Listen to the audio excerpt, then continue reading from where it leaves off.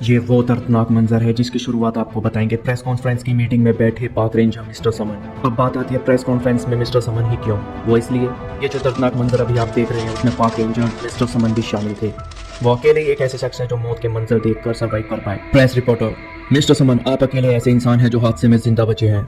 क्या आप जानते हैं पूरी दुनिया आपके इस फैसले की निंदा कर रही है, इस पर आपका क्या कहना है? हाँ, मैं जानता हूँ। प्रेस रिपोर्टर ने फिर से सवाल किया। हम जानना चाहते हैं आपको एक अफ्रीकन हाथी को पकड़ने के लिए आर्मी का सहारा क्यों लेना पड़ा? आज पूरी दुनिया आपके इस फैसले पर हंस रही है। मिस्टर समन जवाब देते हुए, देखिए, हम पाक रेंजर्स का काम है सवाना के जंगल और उसमें रहने वाले जानवरों की रक्षा करना। प्रेस रिपोर्टर ने फिर से सवाल किया, और इसके लिए आपने आर्मी को बॉर्डर से हटाया? मिस्टर समन जवाब देते हुए, मैं आपको बता दूं, वो कोई मामूली हाथी नहीं, एक अफ्रीकन राक्षस था। मिस्टर समन की यह बात सुनकर प्रेस कॉन्फ्रेंस में बैठे सभी लोग दंग रह गए। उनको समझ नहीं आया ये क्या बोल रहे हैं। प्रेस लेडी ने फिर से एक सवाल किया, हम सब लोगों ने उस हादसे की एरियल फोटोग्राफ्स देखी हैं, क्या वो सच में अफ्रीकन हाथी नहीं था? रिपोर्टर की यह बात सुनकर मिस्टर समन को गुस्सा बहुत आया। उन्होंने गुस्से में बोला, आप जंगल में खुद उस जानवर को करीब से जाकर देख लीजिए, वो कोई मामूली हाथी नहीं था, वो एक विशाल जानवर था, आज से कई सदियों पहले देखे जाते थे। प्रेस रिपोर्टर माफी मांगते हुए, प्लीज मिस्टर समन शांत हो जाइए, माना कि जानवर काफी बड़ा था पर आपको हथियार इस्तेमाल करने की अनुमति नहीं दी थी। मिस्टर समन गुस्से में बोले, 977 जानवर, 41 इंसान मारे गए और आप पूछ रहे हैं कि हमने उस राक्षस को मारने के लिए हथियार क्यों नहीं इस्तेमाल किया? 21.2 टन, जब तक उस राक्षस के पेट में इतना खाना नहीं जाता उसका पेट नहीं भरता। अगर उससे हमें नहीं रोकते तो वो 2 सालों में 90% जंगल को रेगिस्तान में बदल देता। बिना पेड़ पौधों के सबसे पहले शाकाहारी जानवर खत्म हो जाते, फिर मांसाहारी। हमने आर्मी को बुलाकर कोई भी गलती नहीं की। सबसे बड़ी गलती तो ये हुई है कि हमने मदद के लिए कम लोगों को बुलाया और हमने उस राक्षस को हराने के लिए गलत हथियार चुने। उसे मारने के लिए तो एयरफोर्स की मदद लेनी चाहिए थी। ये हैरत अंगेज बात सुनकर प्रेस रिपोर्टर लेडी ने सवाल किया, आप जानते हैं ना, आप इस वक्त जो बोल रहे हैं वो पूरी दुनिया सुन रही है। मिस्टर समन गुस्से में बोले, शायद एयरफोर्स से भी कुछ नहीं होता, सच तो ये है कि हम उस हाथी पर हथियारों का कोई भी इस्तेमाल नहीं कर पा रहे थे। उनमें से एक रिपोर्टर ने मिस्टर समन से सवाल किया, आप हमें ये बताइए वो अफ्रीकन हाथी मरा कैसे? मिस्टर समन बोले, जंगल में अचानक एक आदमी आया, मैं चौंका और बोला, ये कौन है?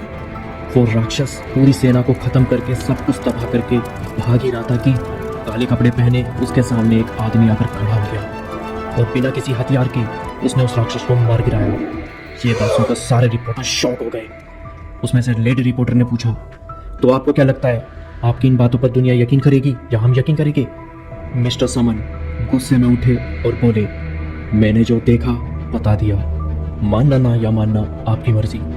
किसी को मेरी बातों पर यकीन नहीं, मुझे खुद ही यकीन नहीं हो रहा, जबकि मैंने अपनी आंखों से ये सब देखा था। और ऐसा बोलकर मिस्टर समन वहां से चले गए। फिर कुछ देर बाद वो अपने घर की तरफ चले। मिस्टर समन अभी तक उसी सोच में, किसी ने उनकी बातों का यकीन नहीं किया। उनका बेटा ब्रेकफास्ट साथ में करते हुए पूछता है, डैडी सुनिए डैडी। मिस्टर समन, मुझे आपकी बातों पर यकीन है डैडी। मिस्टर समन ये बात सुनकर चौंक गए और खुश हुए और बोले, पूरी दुनिया तुम्हारे डैडी को झूठा बोलेगी तो भी? सन बेटा सोच में निराश होकर पिता से बोला, मुझे पता है काम की वजह से कई बार आप मुझसे किया प्रॉमिस पूरा नहीं करते, पर इसका मतलब ये नहीं कि आप झूठे हैं। मिस्टर समन ये बात सुनकर चेहरे पर उनके मुस्कान आई। डैडी वो जो जंगल वाला आदमी था, क्या वो सच में इतना ताकतवर था? मिस्टर समन बोले, हाँ बेटा, उसमें बहुत ताकत थी। शेर से भी ज्यादा? हाँ बेटा, शेर से काफी ज्यादा। सन राइनोसोरस से भी ज्यादा? मिस्टर समन, सुनो जूलियो मेरे बच्चे, ये बात सिर्फ मैं तुम्हें बता रहा हूँ। अगर ये कहानी मैं किसी और को सुनाऊं तो वो मेरी बातों पर यकीन ही नहीं करेगा, बल्कि यकीन करना छोड़ देगा। जो मैंने देखा ऐसा सिर्फ पिक्चरों में होता है। जूलियो, क्या उस आदमी को कोई हरा सकता है डैडी? मिस्टर समन, इस दुनिया में तो ऐसा कोई भी नहीं है। सन लेकिन उसके जैसा कोई तो होगा ना? मिस्टर समन, अगर उसका बेटा उससे ताकतवर हुआ तो? मिस्टर समन, पता नहीं। पकड़ लिया। बाकी हनमा पार्ट 2। स्कूल के बाहर एक छोटा लड़का डर की वजह से कांप रहा था, क्योंकि उसके क्लास के शैतान बच्चों ने उसके साथ एक शर्त रखी, वो स्कूल के सबसे ताकतवर लड़के से लड़ेगा तो वो उसके साथ शैतान बच्चे आगे से उसको परेशान नहीं करेंगे। लेकिन उस बेचारे को क्या ही पता था उसके सामना किन लोगों से होने वाला है। जैसे ही वो लड़का अंदर गया तो वो तीनों शैतान बच्चे एक दूसरे की तरफ बात करते हैं और उनमें से जो उनका बॉस बच्चा होता है वो कहता है, मेरे डैड ने बताया है इस स्कूल में दुनिया का सबसे ताकतवर शैतान रहता है। और इतने में ही उस लड़के को अपने सामने उस ताकतवर शैतान के 3 दोस्त सामने दिखाई देते हैं और वो लड़का मासूम डर डर के बोलता है, बुलाओ उसे। वो तीनों उससे पूछते हैं, कौन, किसको बुलाना है? वो लड़का बोलता है, वही जो यहाँ का सबसे ताकतवर शैतान है। वो तीनों हंसकर बोलते हैं, बेटा कुछ ढूंढ रहे हो क्या? बुलाओ उसे। और ऐसा बोलने के बाद वो छोटा लड़का अपने पॉकेट से एक छोटा सा नाइफ निकाल लेता है और बोलता है बुलाओ उसे। और ऐसा देख वो तीनों लड़के उस बच्चे पर हंसने लगते हैं और कहते हैं क्या क्या कहा तुमने। और वो छोटा लड़का रिक्वेस्ट करता है प्लीज बुलाओ उसे, यहाँ के सबसे ताकतवर लड़के को बुलाओ प्लीज। और वो तीनों लड़के सीरियस होकर देखने लगते हैं। अब उन लड़कों ने क्या कहा उस छोटे बच्चे से, यही बात उसको वो शैतान बच्चे पूछते हैं। फिर वो उनको सब बताता है। उन तीनों लड़कों में से एक लड़का उस बच्चे को कहता है लड़के हमसे भिड़ने का कोई फायदा नहीं, क्योंकि जिसे तुम ढूंढ रहे हो वो हम नहीं है, पर तुम्हारे लिए सबसे ताकतवर लड़का ले आऊंगा, ठीक है। लेकिन सुनो बच्चे, तामा नदी के पास इंतजार करो, हम वहीं उसे भेज देंगे और हमें हल्के में मत लेना। और अगर तुम वहां नहीं मिले तो तुम्हारा बुरा टाइम शुरू। और ये बच्चा डरते हुए बोलता है ठीक है। और ये सारी बातें सुनकर उस बच्चे के शैतान दोस्त बहुत जोर से हंसने लगते हैं और बोलते हैं अब आएगा असली मजा। और वो तीनों शैतान बच्चे उसको अपने साथ लेकर तामा नदी के पास पहुंच जाते हैं। और उसमें से एक लड़का कहता है ओए वो देखो सामने। और उसको देख वो छोटा बच्चा मन ही मन कहता है वो आ गया, वो सच में आ गया, दुनिया का सबसे ताकतवर लड़का मुझसे लड़ने आ रहा है। और जैसे जैसे वो पास आया वो शैतान बच्चे भी उससे दूर भाग जाते हैं। लेकिन वो छोटा बच्चा जिसने उसे बुलाया था वो वहीं खड़ा रहकर उसको देखता है और अपनी पॉकेट से वही छोटा सा चाकू निकाल लेता है। वो ताकतवर लड़का उस बच्चे को अपना नाम बताता है, मैं हूँ बाकी हनुमा। बच्चा मन ही मन कहता है दुनिया का सबसे ताकतवर लड़का ऐसा दिखता है, जितना सोचा था ये तो उतना बड़ा नहीं है। और फिर बच्चा अपना नाम बाकी हनुमा को बताता है, मैं हूँ रुमीना आयुकावा सर। और फिर बाकी रुमीना आयुकावा से कहता है क्या तुम चाकू का इस्तेमाल करोगे। और फिर बाकी अपनी शर्ट उतार देता है और रुमीना आयुकावा बाकी की मसल एंड बॉडी देखकर शॉक्ड हो गया। और फिर बाकी कहता है लड़ने आए हो। और बस मेरी आंखों के सामने वो मामूली सा लड़का बड़ा और ताकतवर बन गया। और बाकी कहता है लड़ाई में मैं उम्र नहीं देखता। और रुमीना सोचता है ये सच में स्कूल के बच्चे से लड़ेगा, मजाक तो नहीं कर रहा, कोई तो बचा लो, ये तो सीरियस हो गया, ये तो सच में ही तैयार हो गया।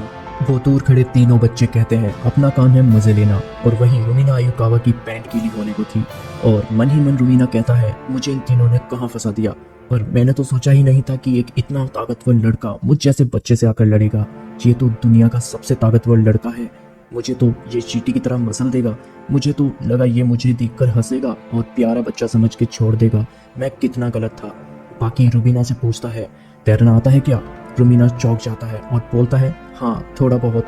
और मन ही मन सोचता है ये क्या करने वाला है और ऐसा सवाल क्यों। और रुमीना आयुकावा की पलक झपकते ही बाकी रुमीना के पिछवाड़े पर एक जोरदार हाथ मारता है और सीधा उड़ता हुआ उस तामा नदी में जाकर गिरता है। और ऐसा देख वो तीनों शैतान बच्चे चौंक जाते हैं। रुमीना मन ही मन कहता है दुनिया के सबसे ताकतवर लड़के ने मुझे मेरी जिंदगी का जबरदस्त शौक दिया। और वहाँ खड़े शैतान बच्चे में से एक बोला उसने तो सच में मारा। और फिर रुमीना नदी से बाहर आता है और बाकी कहता है आज पता चला नदी गहरी नहीं थी। और बाकी दोस्ती का हाथ आगे बढ़ा देता है और वो दोनों दोस्त बन जाते हैं। फिर बाकी और रुमीना तामा नदी किनारे बैठ जाते हैं। बाकी रुमीना से कहता है मैंने तुम्हें जोर से मारा, मैंने पूरी ताकत लगा दी। रुमीना आयुकावा तुम्हें मारने में मैंने कोई कसर नहीं छोड़ी, मेरी जो ताकत है ना रुमीना वहाँ खड़े उन लड़कों से 100 गुना ज्यादा है। फिर रुमीना उन तीनों शैतानों को देखता है और कहता है यहाँ से वो तीनों कितने छोटे लग रहे हैं। और ये बात सुनकर बाकी हंसने लगता है और बाकी कहता है बात तो सही है। और फिर इतने में ही वहाँ आ जाते हैं कैप्टन स्ट्राइडम। बाकी कैप्टन को देख स्माइल करता है और कैप्टन कुछ ऐसा बताते हैं कि रुमीना आयुकावा कहता है ये कहानी तो बहुत फिल्मी है, बाकी के डैड तो यूनिवर्स के सबसे ताकतवर इंसान है, उन्होंने डायनासोर जितने बड़े हाथी को बिना किसी हथियार के खत्म कर दिया। बाकी स्ट्राइडम से पूछता है क्या वो अफ्रीकन हाथी डायनासोर जितना बड़ा था। बाकी तुम तो जानते हो उन्होंने ऐसा क्यों किया। फिर बाकी एक छोटा पत्थर नदी में फेंकता है और बोलता है क्या वो मान गए।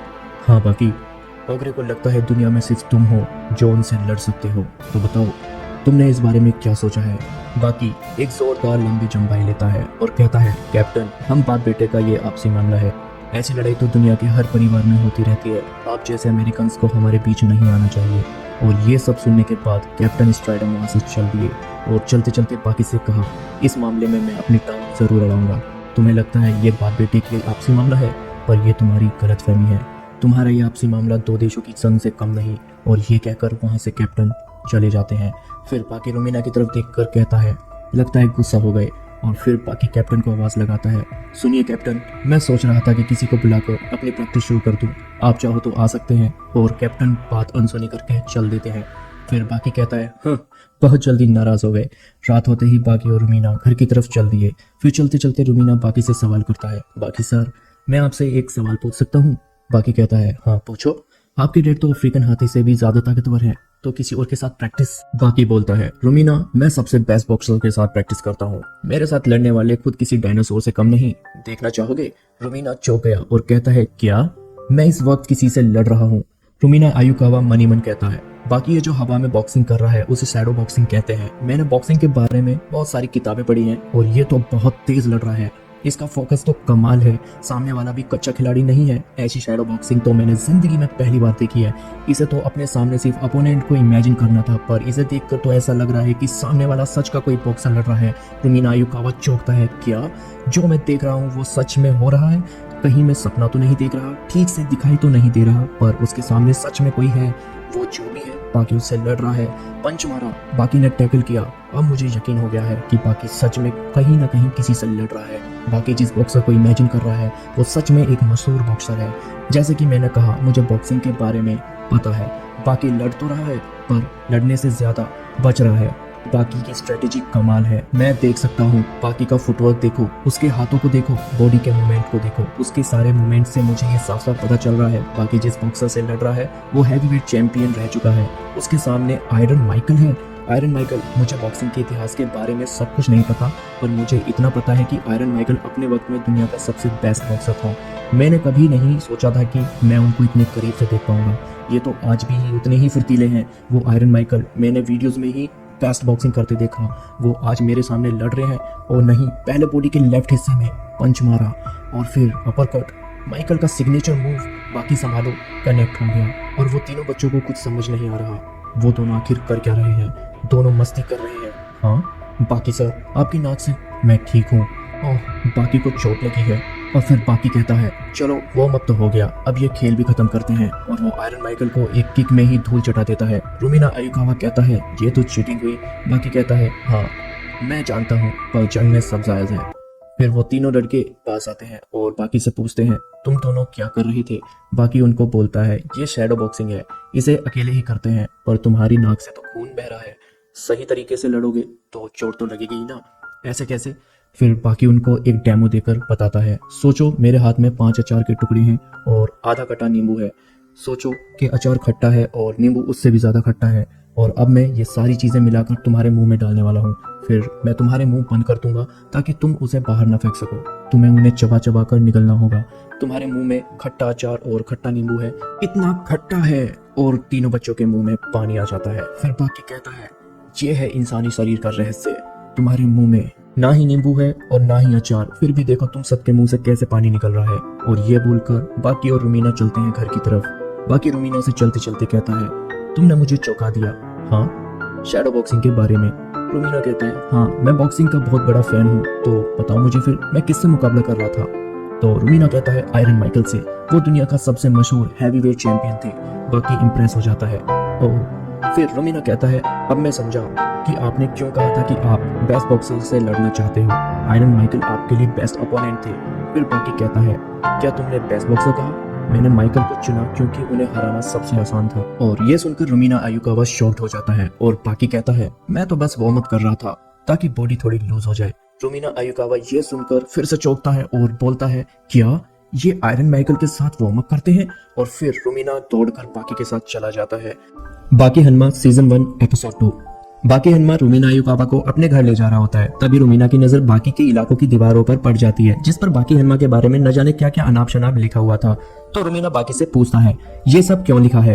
तो बाकी हनुमा बोलता है, जब लोगों के पास आपसे लड़ने की ताकत ना हो तो वो ऐसे ही बकवास करके आपको नीचे गिराने की कोशिश करते हैं। रुमीना आयुकावा मन ही मन चौंक कर बोलता है, वैसे भी बाकी जैसे ताकतवर से कौन ही पंगा लेगा? फिर बाकी रुमीना को अपने घर के अंदर लेकर जाता है और फिर बाकी अपनी बॉडी की स्ट्रेचिंग स्टार्ट करने लगता है और रुमीना फिर उसको देखता है और सोचने लगता है बाकी तो बहुत ही ज्यादा फ्लेक्सिबल है, इतना तो मैंने सोचा भी नहीं था।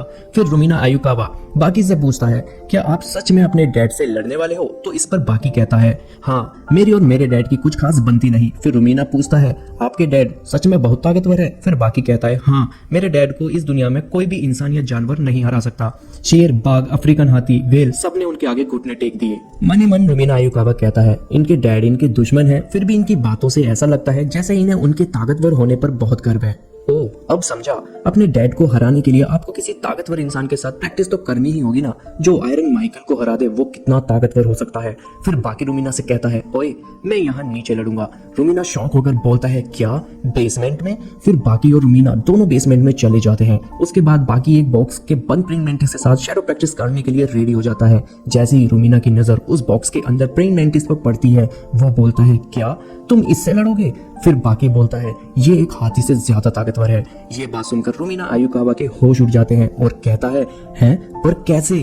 फिर बाकी उसको समझाता है एक प्रेइंग मैंटिस में क्या क्या खूबियां होती हैं, इनका डिफेंस जो होता है वो आज तक कोई भी नहीं तोड़ पाया है। फिर बाकी उस प्रेइंग मैंटिस के साथ शैडो प्रैक्टिस करने के लिए रेडी हो जाता है और जैसे वो फाइट करने लगता है तो बाकी को उसको हराने के लिए कोई भी मूव नहीं मिलता। फिर बाकी शैडो फाइटिंग करते करते एंशिएंट फाइट मूव्स के बारे में सोचकर उस प्रेइंग मैंटिस का सेल्फ डिफेंस तोड़ने के लिए उन मूव्स को सोचता है, पर उस पर ट्राई करते टाइम जिस मूव्स का वो इस्तेमाल कर रहा था उस पर उस चीज का कोई असर नहीं हो रहा था। लेकिन ऐसे ही करते करते उसको एक एंशिएंट मूव आया जो कि बहुत बड़ा उसके लिए एक अच्छा प्लस पॉइंट बन गया और जैसे ही वो उस मूव को उस प्रेइंग मैंटिस पे मारता है वो बहुत ही काम आया, क्योंकि उस प्रेइंग मैंटिस की गर्दन पर उसने वो मूव ट्राई किया जिसकी वजह से उसकी वो कमजोरी मिली और इससे उस प्रेइंग मैंटिस का काफी नुकसान भी हुआ और बाकी हनमा उसको डिफीट इजीली कर पाया। और ये शैडो प्रैक्टिस इतनी रियल थी कि बाकी को बहुत ज्यादा नुकसान हुआ। फिर रुमीना भी ये सब देखकर बाकी के अंदर जोश भर देता है और फिर इस फाइट को जीतने के बाद बाकी को एक बात समझ आती है जो वो रुमीना को बताता है, जब सामने वाले की कमजोरी आपको पता चल जाए तो 100 किलो से कोई फर्क नहीं पड़ता। और फिर वो इमेजिनरी प्रेइंग मैंटिस गायब हो जाता है। फिर बाकी असली वाले को ढूंढता है और वो उसको पकड़ लेता है और रुमीना को अपनी फिंगर फाइट प्रेइंग मैंटिस के साथ करके उसके लाइव मूव दिखाता है। फिर रुमीना आयुकावा खुश होकर बोलता है आखिरकार बाकी ने उस कीड़े को हरा ही दिया। तो इस एपिसोड की शुरुआत होती है कैप्टन स्ट्राइडम और होटल के मैनेजर की, जहां जुजिरो हन्मा रुके हैं। वहीं होटल मैनेजर स्ट्राइडम को कहता है जुजिरो पूल में तभी जाते हैं जब पानी का बहाव तेज होता है, लगता है उन्हें झरने से जुड़ा हमारा होटल का ये पूल बहुत पसंद है। कैप्टन स्ट्राइडम बोलता है कहीं आप उसी जानलेवा खतरनाक पूल की तो बात नहीं कर रहे?